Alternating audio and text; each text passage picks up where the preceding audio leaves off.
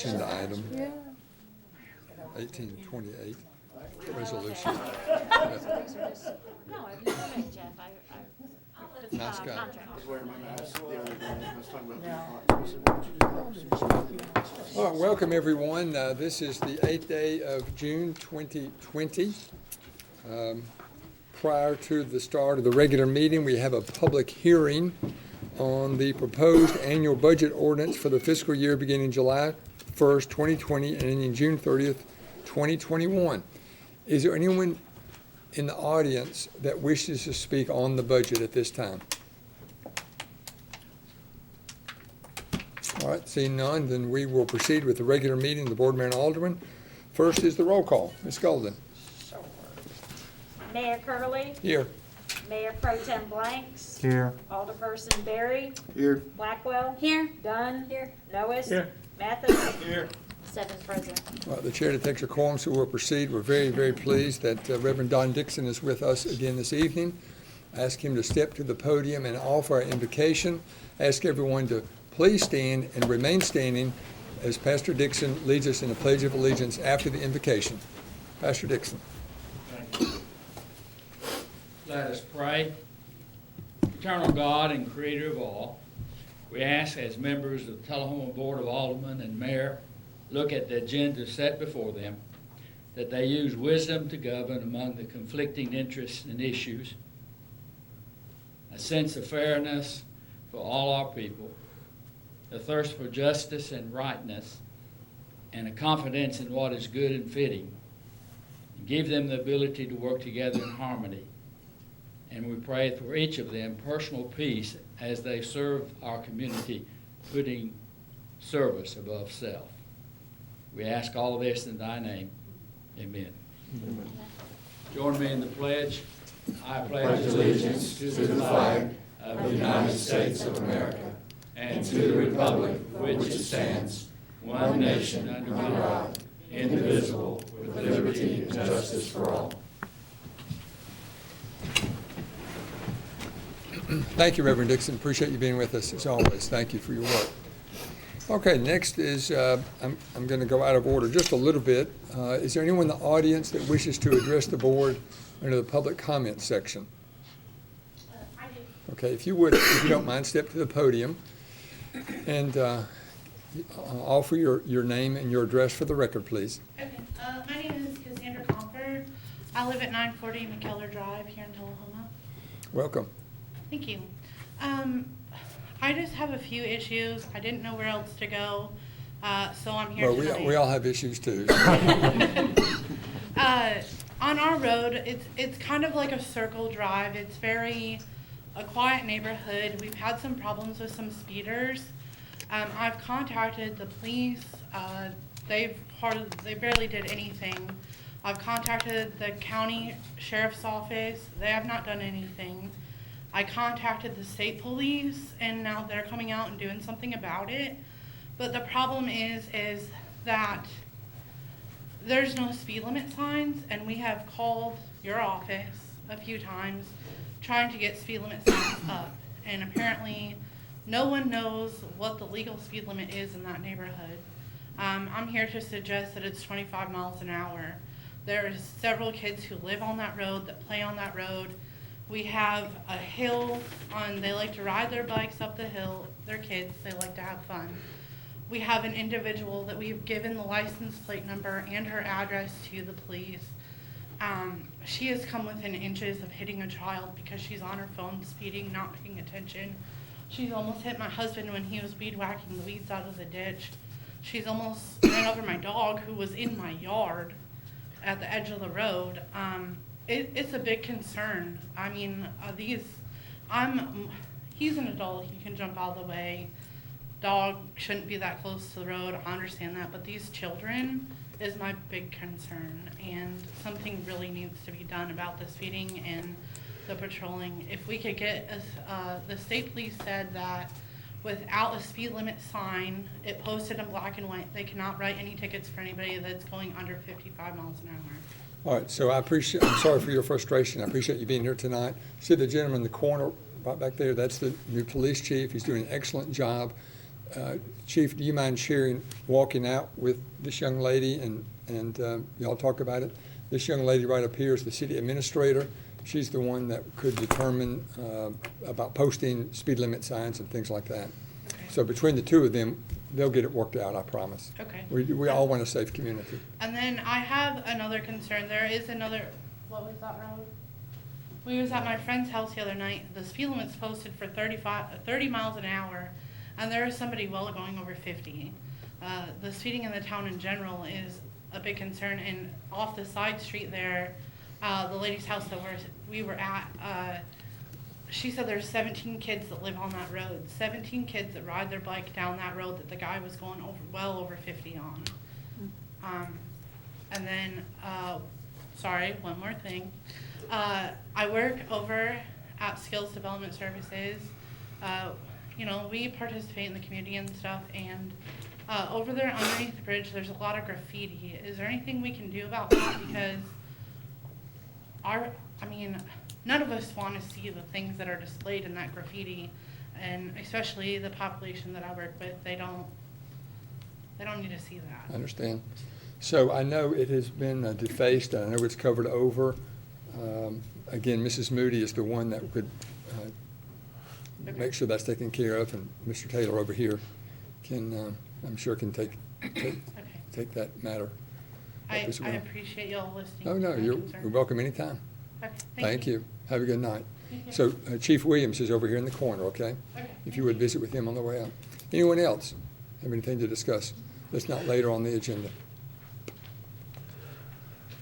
Okay, seeing none, we will back up now, and very pleased to have 1, 2, 3, 4 members of the school system with us tonight. In just a moment, I'm going to ask Ms. Blackwell to introduce the new director of schools, but in the meantime, I'm going to ask Pat Welch, chairman of the, longtime chair of the Board of Education, to step to the podium and offer any comments he'd like to make, and then the, I believe the most recent interim director of schools, Scott Hargrove, is also here. Mr. Hargrove, do you want to say anything tonight? But we may want- bring him up. Yeah. And then Mr. Ray is here. We'll get to Dr. Stevenson in just a moment. Welcome, Mr. Welch. I'll just have to get used to it. Yeah. Thank you. And I regret that this will be the last time with you as mayor, but and you have done a great job. I've been with the school board in a long enough time now where the city board and the school board were not near, the relationship was not near what it is today. And we want to keep it the same, and we realize that you set a great standard, but I feel like the person that's going to step in will also do this, will do a great job too. Thank you for your kind words, but you're taking up precious time. They still need to be made. We realize that there's the second reading, I believe, is tonight, and the real work's already been done. It's at some point we'll ask for an increase, and I understand, like y'all do too, that the COVID situation is making it tough on everybody. I will say we got Jason tonight to ask if somebody wants to know what 26 on the line 26 on the revenue side is from. He can answer that. But I did notice when I was surfing the channels this morning that I didn't have anything better to do than to watch a BMA meeting, and the budget came up, and Ms. Moody had a list of financial people that were involved, and I believe the term was used team, and Jason was on that list, and we're very appreciative, and people do notice that. I am going to call Scott to come up here and say what he might want to say. It's not easy being interim anything, but I'm going to tell you that Scott Hargrove did us a tremendous job, and I hope y'all will help me welcome and So we have some really tough questions for Mr. Hargrove. We'll miss seeing you at East Lincoln. I will miss seeing you at East Lincoln Elementary School, but maybe I can visit sometimes. You know, the day that you announced that you were not running again, I walk in my house. There's that Santa Clara. And I said, Anna, did you have a good day? She goes, well, Dad, I'm sad. Just never underestimate, the moral of the story is never underestimate your impact. I said, well, Anna Claire, being the sensitive father I am, why are you sad?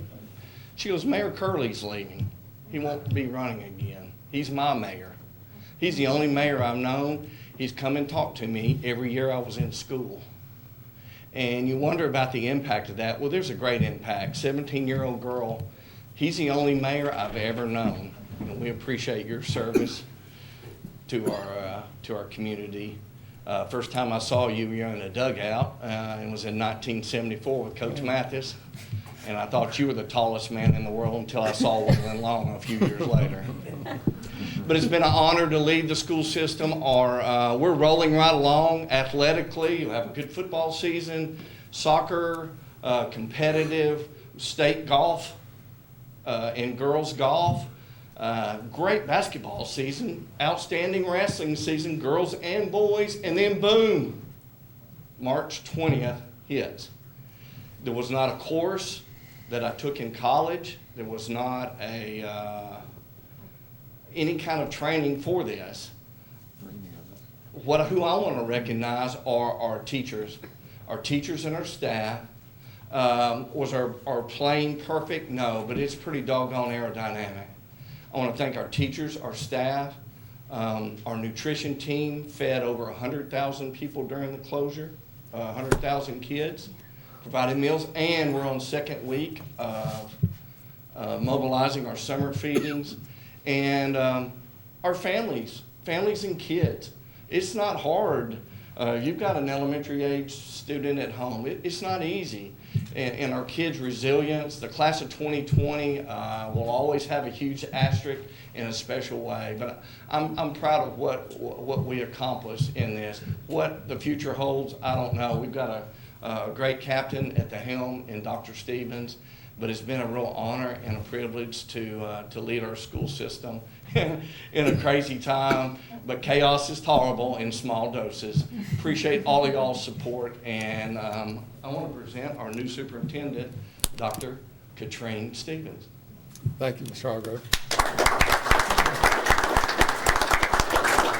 So prior to you speaking, I would like, Ms. Blackwell, are you prepared to, as a liaison? Yes. Let me ask you to properly introduce Dr. Stevens, please. I am. So Dr. Stevens, I was very excited to meet her for the first time during the interview process, and she is an amazing asset to our community right now. I'm excited to introduce you to her tonight. She comes to us from Franklin Special School District, where she served as Associate Director of Schools for 8 years. We're excited to have her at TCS as our Director of Schools, and also I know that this is going to be a really intense year coming up, as y'all have no idea what the state's going to tell you to do. So I'm just really glad. I think we're in great hands, and I'm excited to introduce you to her. Very nice. Thank you. Thank you very much. The floor is yours, Dr. Stevens. Thank you for Yes, being and I'm here. going to hold this because I see it wants to slide down. So first of all, Mayor Curley, thank you for coming by to meet with me. Today I enjoyed getting the chance to see you and speak with you, and I hope one day I get a mayor card. So before beginning with the presentation, I just did want to tell you how proud I am to be the superintendent of Tullahoma City Schools. Today is my 1-week anniversary, and here I am with each of you. Something that you all should know, as I prepared for the interview, I spent a long time researching the school system and the city.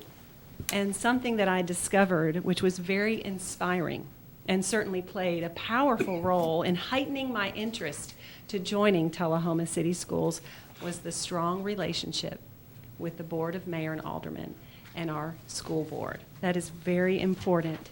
This positive relationship matters in the lives of our students, our faculty and staff and families, and our community as a whole, and I'm very thankful to be a part of it. Speaking of COVID that Mr. Hargrove alluded to, and the surprise that hit every community across our country, I do want to talk just a little bit about the opening of the school year. So as you can imagine, there is much discussion to be had as it relates to the best way to proceed. Reviewing state guidance, and in a call today with the commissioner, with all the superintendents in Tennessee, we reviewed a reopening toolkit that was provided to us Friday afternoon. And in essence, this will be a local decision. Across the state of Tennessee, districts and school boards will be deciding what is the best way to begin. Prior to getting there and looking at that state guidance, we also have to look at CDC guidance, and we want to connect with our local health department and garner input from others who will add value to this decision, not to mention our school board, our parents, and our employees. So more than likely right now, what it looks like is there's a possibility of 3 different versions as it stands today. One version could be a fairly typical opening where students return, more than likely with certain precautions in place. Another option is called sort of a hybrid version, where you might have some students coming in and you might have distance learning as well. And then, of course, there is the most recent version, which was full and complete distance learning. So there is more to come on that. There will be lots of discussions around that, but I did want you to know that's on everyone's radar as we begin to think about that quickly approaching opening. So now let's move to the budget and some highlights that you have in front of you that I wanted to lift up to you as we look to the 2021 budget. So a few highlights within this budget is an ELA textbook adoption, and that's really important. K-12, there will be curriculum and materials that support the standards, academic standards, and will allow teachers and students to have a wide array of materials to really work toward mastery and achievement of standards. We'll be replacing 2 buses. When that happens, that basically means buses have aged out. They are either between 20 years old or they've reached over 200,000 miles, so it is time to replace them. And then routine maintenance of facilities is also something to lift up. I think it's important to note as we compare the 1920 budget with the proposed 2021 budget, there is a 0.732% increase without doing any capital improvements. So that's really a status quo. With capital improvements, there is still what I would consider to be a fairly nominal increase, 5.64%. And to lift up, what are some of those capital improvements? Those include things like the track and football field drainage repair, field house flooring, ceiling tiles in both East Middle School and Bel Air Elementary, track top resprayed, tennis courts, gym HVAC in the high school, 5 HVAC units in Farah, carpet in the front offices of Robert E. Lee and Bel Air Elementaries, carpet in the library office at East Middle School. Now, with all that said, and those capital improvements, they look terrific. There could be some possible fiscal impact, as you all know, related to COVID, that may defer some of these projects. Within this proposed budget, there is a step raise and a 1% cost of living increase. So those are some really high-level overview of the budget, proposed budget for 2021. I'd love to invite Mr. Ray forward, and if you have any specific questions, either I will respond or defer to Mr. Ray. So, welcome, Mr. Ray. Yep. So, what do you see as the impact from the state of Tennessee fiscally on your budget? How much money are you anticipating receiving from the state of Tennessee because of the COVID? Our latest discussion with the state on Friday with the new anticipated reduction in their budget that they have not yet passed but are continuing to work on, our estimate decreased as of Friday. We had anticipated a 5 to 5.5% increase in our BEP funds. That will be reduced, it looks like, about $168,000 from their original estimated increase. So we're roughly between 4.5% and 5% on the increase from the state. And that could be a multi-year impact that we will not see Sure. just in the 2021 Sure. year. Right. Any other questions, comments? So I've asked Dr. Stevens, and she's agreed that we would host a reception for Dr. Stevens in this room in 2 weeks, from 5 to 5:30. Invite community leaders and the public at large. The Director of Schools is a very important and impactful position in our community, and I want her to be able to reach out and comfortable calling on people in the community as she needs to, and I think reception is a good way to start that.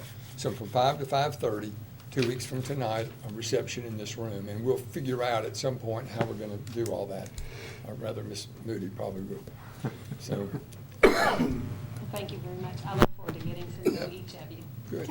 I'm sorry to Yeah, interrupt. no. And the BEP funding, that's the state's input for our teachers and like, that's their salaries. That's providing about half of their salaries or so. So with this 1% cost of living and a step increase, is that included even with the whatever $100,000 that we may not get from the state, or are you still going to be able to? Sorry. We still are going to be able to Okay. fully fund that anticipated Okay. increase, yes. Okay. So you'll be dipping into your reserves to some extent? Not for payroll, no. Good. For capital improvements. Sure. Okay. Is our Yeah. anticipation. Yeah. Very good. Thank you both. Mr. Hargrove, Mr. Welch, thank you for being here as well. Thank you. Appreciate all of you. Okay, Tom Robinson is here, and do you have a video or a slide presentation? Okay. And you've got,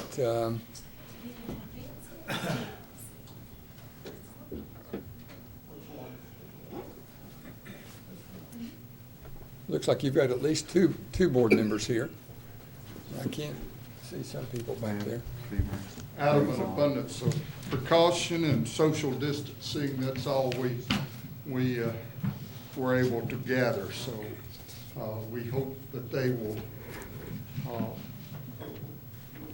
and we know that they represent us very well.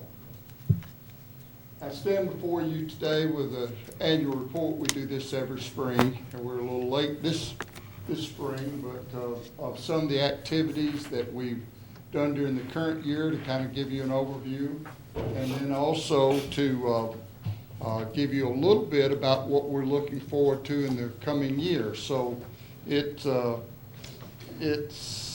been a little bit more difficult challenge to put this together this year because of not knowing what's going on, but we'll do it. This is our annual report as required by our bylaws and to the BMA and during your work session.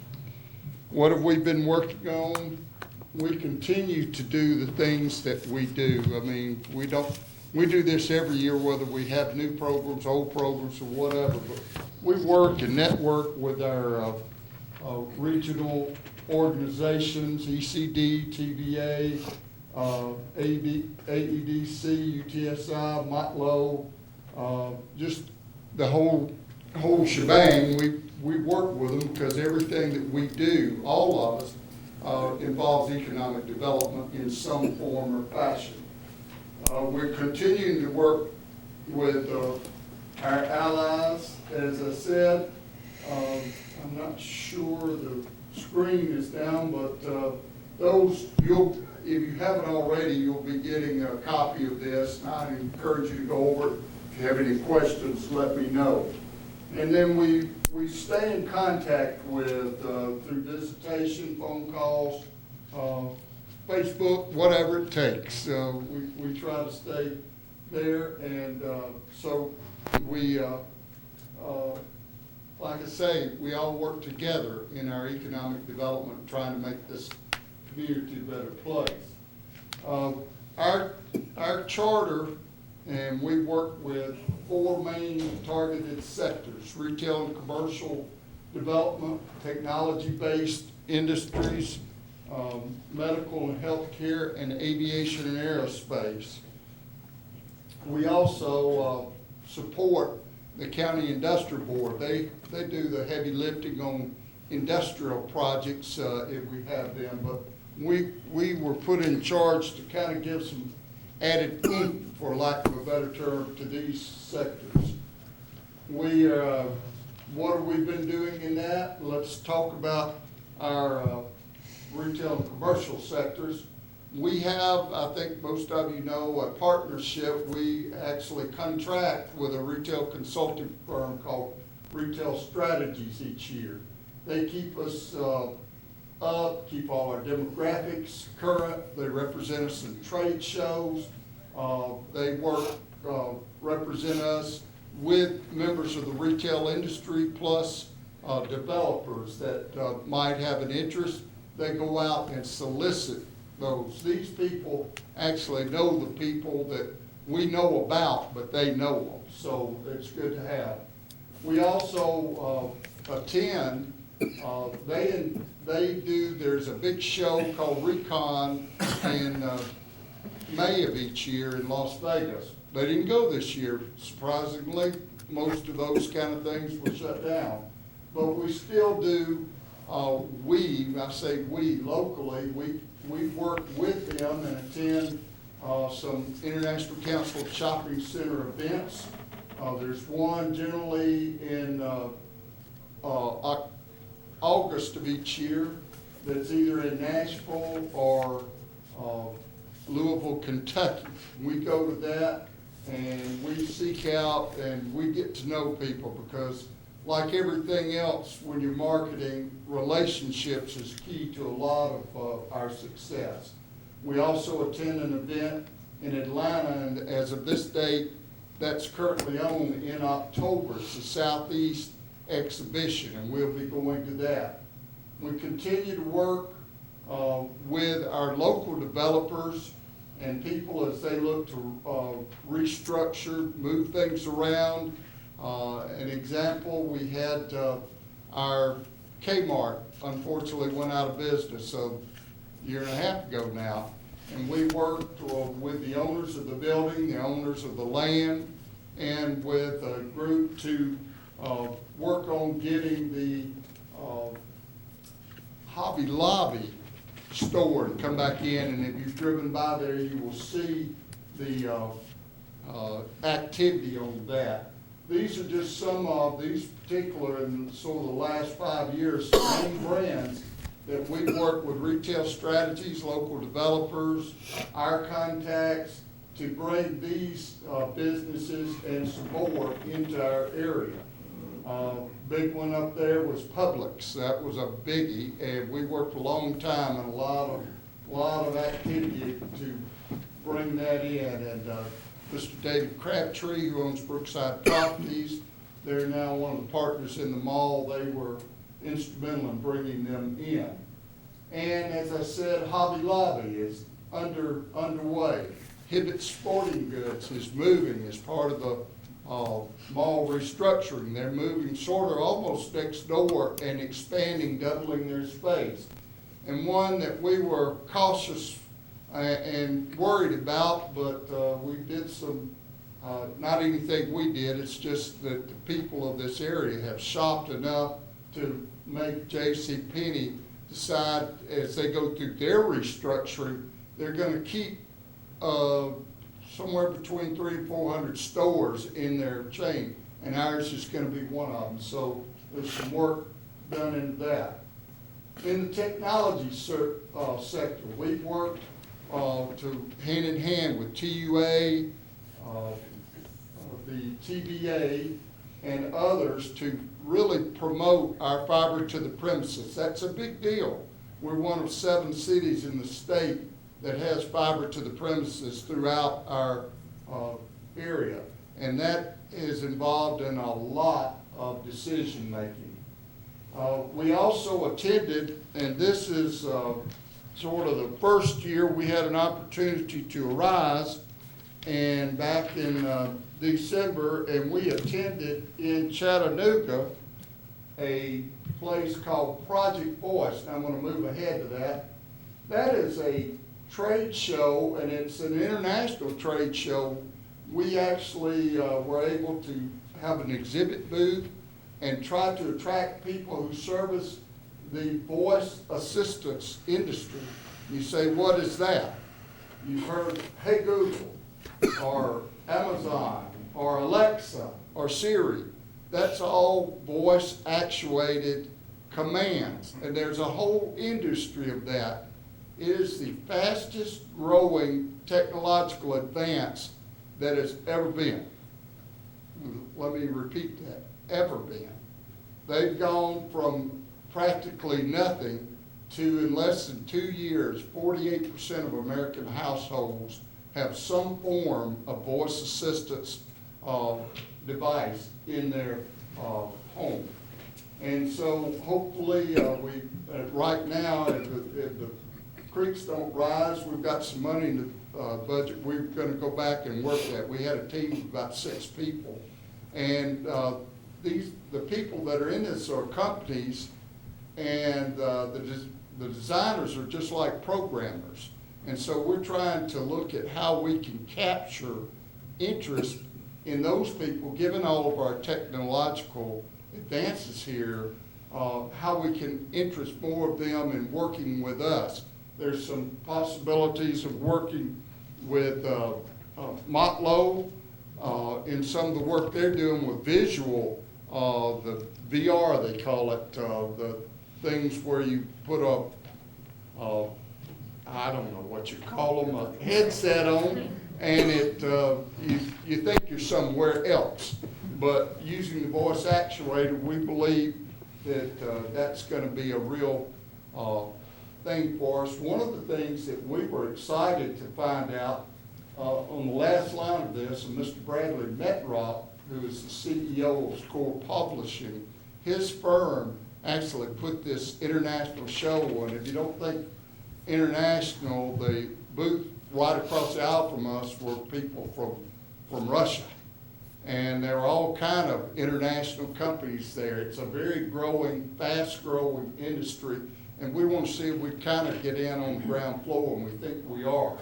And so we later invited Mr. Metrock down, and we had a nice luncheon, and about 7 or 8 of us that had worked with him in Chattanooga, and he's kind of taken us under his wing, if you will, and introducing us to some of the right people.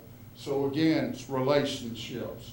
One of the other things that we worked at is with our technological integrated with entrepreneurial effort that we're undergoing here as a community.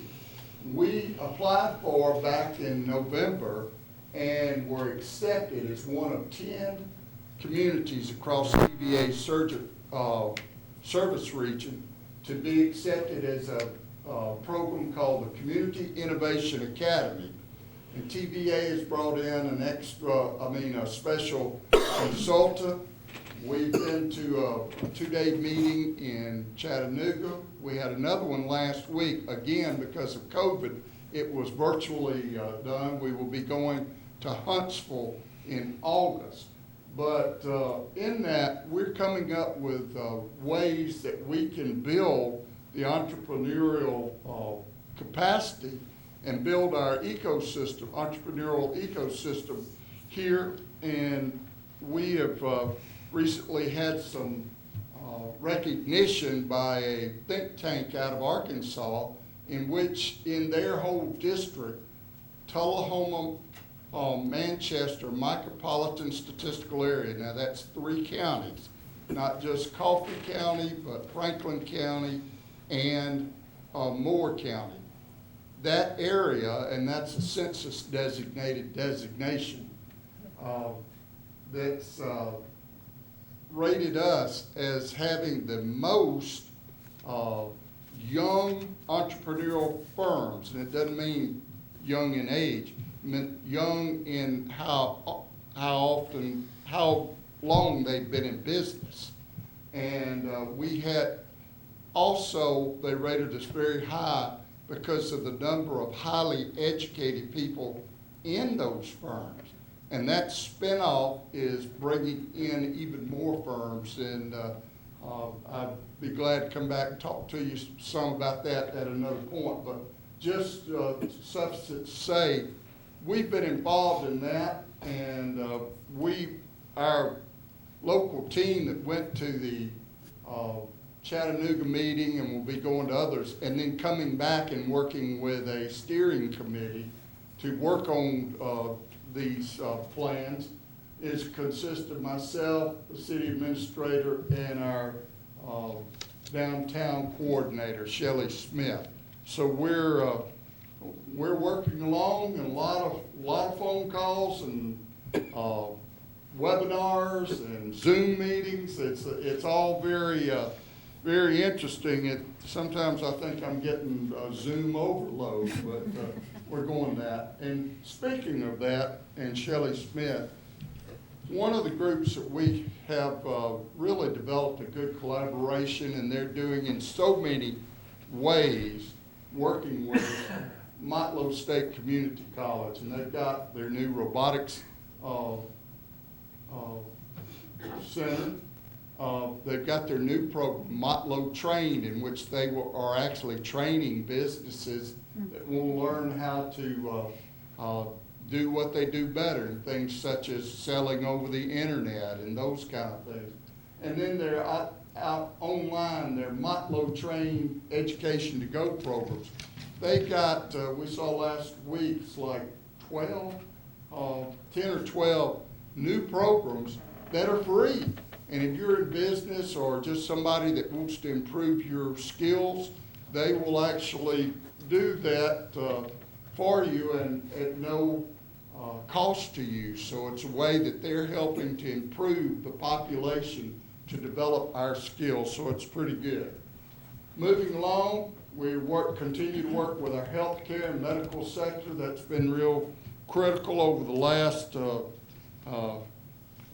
months, especially monitoring that. And we appreciate the good work that Sonova Harton is continuing to provide for our community and all the positions that are there. Our aviation and aerospace, we continue to support the Arnold Community Council. We hope our annual fly-in to Washington, D.C. with about 30 people from the community was canceled this year because of COVID-19, but there were some, Zoom meetings with some of the Congress, but then they decided they were leaving, so even that didn't work. But we're working to beef up that, and we're working to continue to support, and you're going to hear a lot more about that in just a minute, the Tullahoma Airport Authority and the work, and we're both working on the continuing to work to market our new Tullahoma Business Airport. And that's a continuing thing. We have been going through the last year. We were certified 4 years ago. We're going through a recertification process right now, and I'll be so glad when that's completed. But making sure that all our data and everything and any soil samples and all kinds of crazy things that we work with, we're continue to work on it. We did cancel the trip this year, but we have that scheduled pending budget constraints next year. We did support the AOPA fly-in back in September, and we had quite a bit of traffic at that, as you might imagine, and had 7,500, 8,000 participants. John will have those exact numbers. Let's see, 9,425 and 527 aircraft who flew in for that 2.5-day event. So that's kind of things that you don't get. That they advertised that event in 10 of their monthly magazines, and that went to almost 400,000 members talking about the Tullahoma Airport and what a great source it is. So we also worked to seek some funding, 2 new hangars, and we were working pretty good, and COVID-19 sort of slowed that project. They backed off on that for a little bit. So we've had a lot of, unfortunately, distractions, for lack of a better term, due to the COVID-19. And we are working on the recertification process. We're also assisting, this is a couple of programs the mayor started 2 years ago, and we were asked to assist and are assisting a new program in tourism, and also downtown initiatives, and we continue to work, as I said, on the entrepreneurial activities. One of the things that, just one of the little things that we worked on, I say little, one of our board members, Beverly Lee, called our attention to, went to work on. We helped host the first year of the local tryouts for the Tennessee's songwriters competition. This was the second year they had it for the state, and it was the first year for Tennessee. We actually had 15 local participants that had written songs that went up, and there was one person that was selected, and they went up and participated in the big thing. As you know, this is one thing we put a lot of work into, the new Parkview living community, 102 independent living apartments, and those are moving. If you hadn't been by there, don't miss a day, because there's going to be something new come when you go by it. But that's going to be a great addition to our community and to our housing stock. We also worked some of the things, and I think Ms. Moody mentioned last week, the Enable Comp that's eventually going to bring 200 jobs over the next 5 years. We helped with the expansion of TE connectivity. We also worked with the Industrial Board of Coffee County. They had a program that they worked through TBA called the TBA Competitive Communities Programs. Several of us went through that whole process and supported them last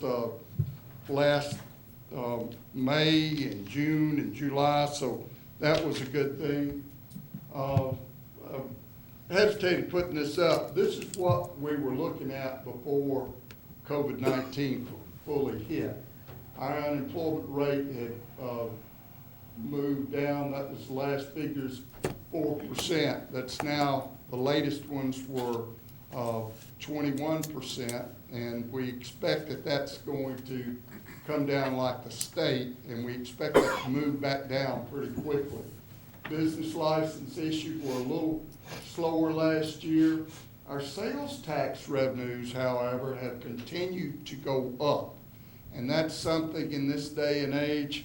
And even we saw increases, even the most recent figures, that our sales and revenue from business and retail continue to do well there. And part of that is our emphasis that we've had on being a regional center for people to come and shop. And we continue to really work on that. We will continue to work on it.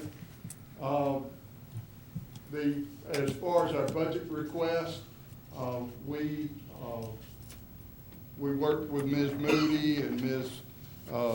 Wilson, and we've had some cuts, and we don't like to talk about that, but we think we still got a pretty good program for the coming year. And so we've tried to put in and keep in those things that are most important at this time until we see exactly what we're going to be dealing with for the rest of this year and into next year. And Ms. Moody has told me I will have a great revenue increase mid-year next year, and that we may get some of our programs back. We certainly hope so. And what are our next steps? We're continuing to work. Believe it or not, we were working, had a first draft of a new 3-year strategic plan. Our old one is about out, and we put that on hold. We'll continue to work with it, but we've got to see where we're going to do to see if we can add any new programs, shift things around, and strengthen the programs that we have. We pledge to you that we're going to do that and use your revenues efficiently and effectively, and ones that you'll hopefully continue to be proud of.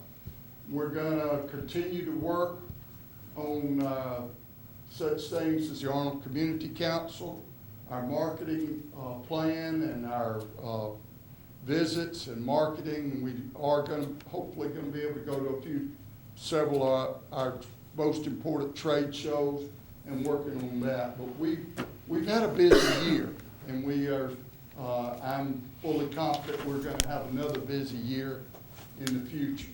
And we're gonna continue to work with the Industrial Board of Coffee County in their activities and supporting any manufacturing. We do also put this in there because we all know that this is here. We want to identify and implement policies and procedures to aid in the economic recovery of this region. My personal viewpoint is that just everything that I've looked at is that our local economic impact has been less than a lot of other communities around the state and nation. But it's no time to rest. We're going to continue to move forward and get that built back up as quick as possible. And so that's all I have. Mr. Robinson, thank you very much. Anyone have any questions or comments? A couple. Sure. What's the, maybe I missed it, what is the amount we pay the Retail Strategies contract? $30,000 a year. In the Atlas, is that a yearly contract, or is that just a? Yes. What is that one? What? What do we pay for that one a year? $30,000. The same? No, No. I'm sorry. What was your Atlas. second question? I'm sorry, Atlas, Oh, Atlas? yeah. No, Is that we, just software, or? That's part of the work we get from TBA and MTIDA. We do pay an extra $1,000 a year that allows us to use their possible sites, website. In other words, we've got some business and commercial businesses. The big website is generally buildings that have over than 10,000 square feet, mostly industrial. The $1,000 deals with smaller commercial buildings. And that was an add-on they offered, and we took advantage of it. Great. Thank you. Well, I noticed with these two new companies, the Swiss company you mentioned, and then there was another one, Tom, and it was some sort of a comp, you said. Enable. Thank you. Yeah, I noticed that just with those, we're talking about a 1% or 1.5% increase in the number of employed people in Tullahoma. And I've had people from the surrounding area say, well, you know, I'm not gonna say which cities, but they say, well, why did y'all get that and we didn't? I say the secret sauce, that's the industrial board, the Tullahoma Economic Board, Development Board. Y'all just do so much. And it's so impressive to see what y'all are doing. Thank you very much, Tom, for what you do. Very nice, thank you. Okay, thank you very much. So I want to acknowledge the work of Dave Bond. Lynn Seaborn is here as well with the board. I'm sorry, I should have done that without having to be prompted. But my industrial board, TAEDC board chair, Dr. Lynn Seaborn, and vice chair, Mr. David Bond, are here. You've got 7 people total on the board, and they do grand work. They support me, they support you, and we couldn't do it if we weren't all working together. But I've been in this business close to 40 years, and I've been here close to 8, and this is the best board I've ever had. They're strong, they know what they're doing, and they're supportive. So it's a real pleasure to work with them. Good. Mr. Bond, did you seek recognition? If I could, I'd like to make 2 comments. Sure. First of all, I'd like to say, as a taxpayer in Tullahoma, I think that we are getting our money's worth from what we're investing in economic development. Second thing, I'd like to compliment you as a board on your astute decision-making and your hiring of Jennifer. She has come in and really engaged, and she is contributing significantly to the economic development. She works very closely with Tom and with our board, and we're seeing the results of that. So thank you for that. Look forward. Absolutely.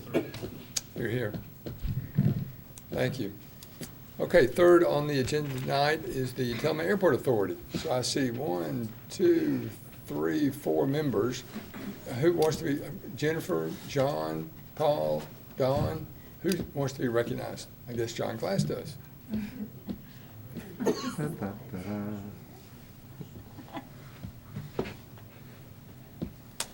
Welcome, Mr. Glass. Thank you.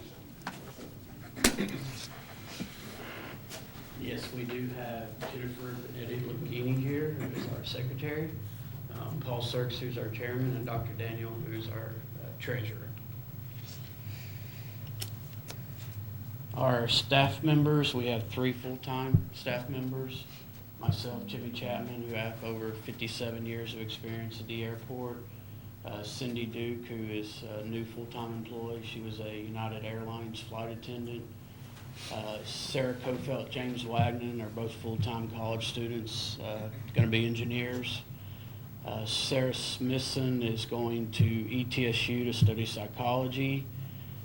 2 of our newer ones, Tim Beauvais, he's retired Air Force avionics specialist. Joe White is also a full-time Tennessee Tech student. Randy Roepke, who mows our 800-acre airfield part-time, is a retired elementary school teacher. And then I have our 2 other engineers who are Murray King and Leo Benetti Lungini, who just help out for special events, probably work about 40 to 50 hours per year. Prior to 2011, our fuel sales were handled by a private company. Averaged about 103,000 gallons per year. Since 2012, we have averaged about 170,000 gallons per year. I think we have a little bit better service and better fuel prices. 2019 was a record fuel sales for the airport. We hit 255,545 gallons. And when I do fuel sales, I go by calendar year. 2020 has been a challenge so far. January, February, March, we were hit with terrible weather. April was, I think, the first month when we saw the effects of the virus. We had our worst month ever in April for fuel sales. May was a little bit of a different story. We had our second best May ever. So it's right now I'm thinking 150,000 gallons this year, but I don't know what the next 6 months are going to look Mr. like. Glass, share with the group the importance of fuel sales to the authority.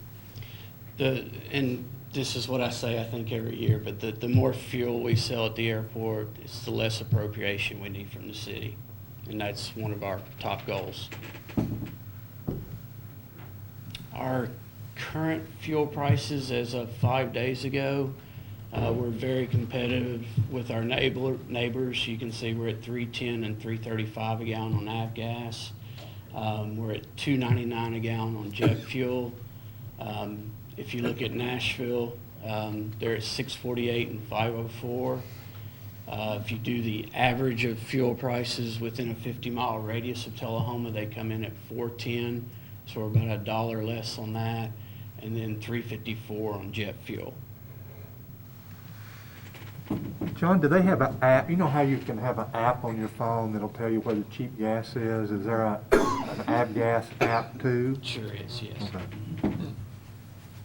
Okay. Special events for 2019, Bonnaroo, we had about 12 jet aircraft, sold about 8,150 gallons of fuel in the 4 days. We had 55 passengers, including Post Malone and Cardi B. NFL players, Sam Bradford, Chris Long, they've been a regular here the last 4 or 5 years at the airport. In July, Civil Air Patrol had their glider training academy. About 25 cadets received intensive glider training. We had the AOPA fly-in in September that brought in about 600 aircraft, 9,400 visitors to our city, and we sold about 12,900 gallons of fuel. And then the October beach party, their numbers are already very consistent, about 155 aircraft, 8,000 gallons of fuel sold, and 450 visitors to the airport and the city. projects we completed over the past year.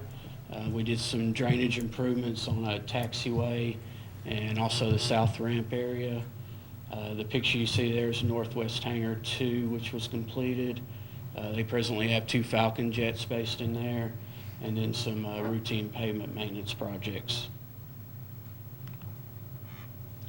Current airport projects, we're going to be submitting 2 in about 7 days via airport layout plan.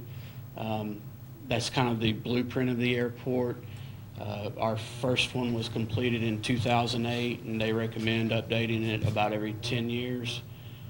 We have a taxiway with a lot of hangars on it, the North Taxiway. And one point I wanted to make is usually we submit a 5% local share with these projects. We're submitting these with a 0% local share under the CARES Act. Future airport projects needed. The runway 624 seal coat crack repair. That's another project that's badly needed that the Aeronautics Division is going to fund that, so no local share from us. New airfield electrical vault. Presently we have a VRR building that came over from Arnold Air Force Base. It's, I think, mid-1960s vintage, so we'd like to replace that. And then we can always do concrete repair at the airport. I think, as y'all know, it was built in 1942, and that's kind of going to be a never-ending job. The runway 1836 concrete repair is probably my biggest issue. 1836 is a secondary runway considered by the Aeronautics Division. So right now we have no funding, like a 95% local share lined up for that work. But hopefully we can get that done sometime soon.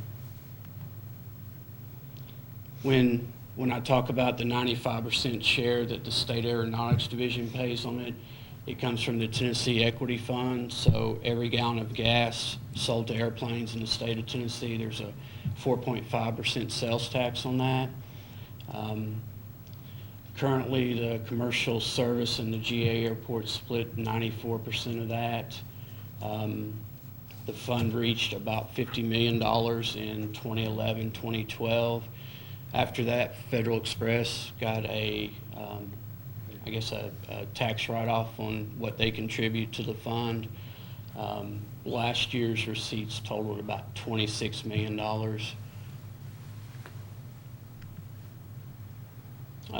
As we talked about, we had the AOPA regional fly-in September. Outside of their home airport in Frederick, Maryland, we were the first repeat airport they came to. We also did one in 2015. And you can see from last year they did Frederick, Maryland, Livermore, California, and Tullahoma, Tennessee. We think the economic impact of them coming here was about $728,000 for the city. Our goals, safety is always our top priority. We want to reduce the city's funding to the airport. Like I said, we do that by selling more fuel, increase the fuel sales revenue, control operating expenses. We get a lot of community service workers at the airport. We have them do odd jobs for us and operate with our present staff levels. And please let me know if you have any questions. Any comments, questions? Mr. Glass? Mr. Glass, thank you very much. All right, thank you. Appreciate it. Yep. Appreciate all the work the authority members do. Very nice. Mr. Mayor, Yes, sir. I would like to say that it's my pleasure, absolute pleasure, to work with these two entities, these two boards. It's not a chore when you can work with people that are contributing to the economic development. These people are. So I appreciate that Yeah. opportunity to work. Very well said. Good job, guys. Yep, thank you. Okay. Thanks, everyone, for being here tonight. We appreciate all the presentations. Ready for board reports? Mr. Mathis? No report, sir. Okay, thank you. Mr. Barry?